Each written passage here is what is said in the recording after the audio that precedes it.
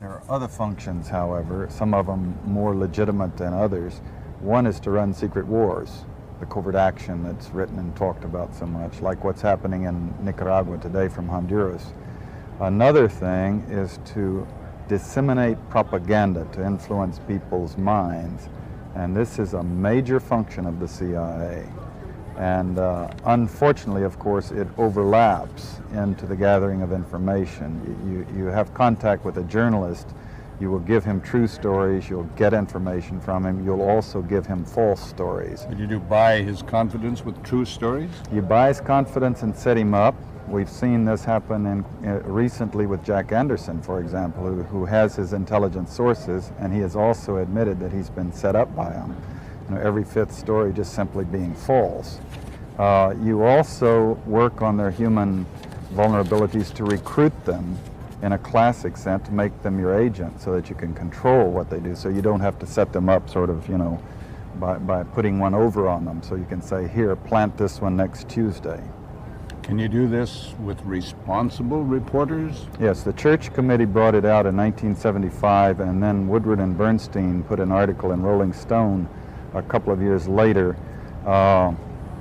400 journalists cooperating with the CIA, including some of the biggest names in the business, to consciously introduce the stories into the press. Well, give me a concrete example of how you use the press this way, how a false story is planted and how you got it published.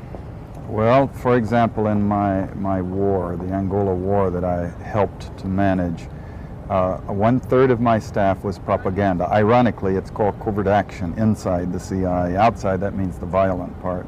I had propagandists all over the world, principally in London, Kinshasa, and Zambia.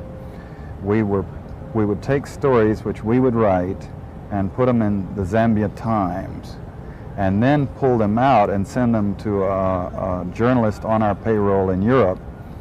But his cover story, you see, would be that he had gotten them from his stringer in Lusaka, who had gotten them from the Zambia Times. We had the complicity of the government of Zambia, Kenneth Kaunda, if you will, to put these false stories into his newspapers. But after that point, the journalists, Reuters and AFP, the management was not witting of it. Now, our contact man in Europe was, and we pumped just dozens of stories about Cuban atrocities, Cuban rapists.